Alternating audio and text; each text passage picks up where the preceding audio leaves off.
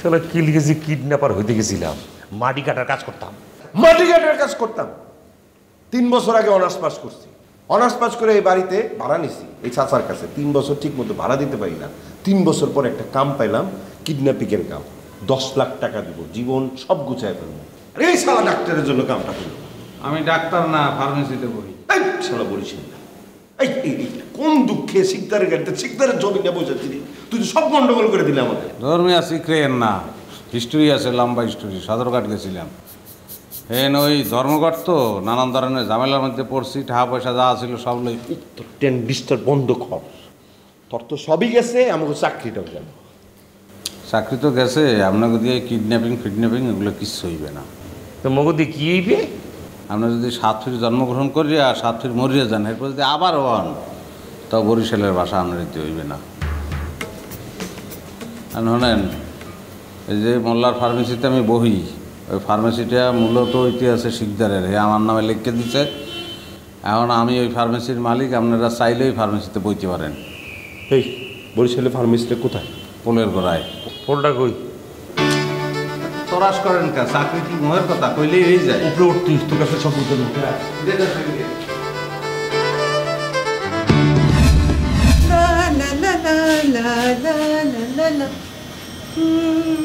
কিসের শব্দ?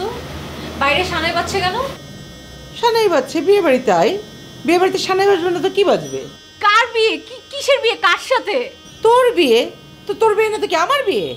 শোন, তুই যেমন ইংল্যান্ড থেকে না বলে হুট করে চলে এসেছিস, তেমনি আমরা হুট করে তোর বিয়ে ঠিক করে ফেলেছি। চাচি, মানে তোমার কি মাথা খারাপ হয়ে গেছে?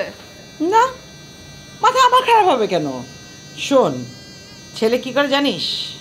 ছেলে আমেরিকায় থাকে। আমেরিকায় তোকে শখ নিয়ে চলে যাবে, তার সাথে সাথে আমিও যাব।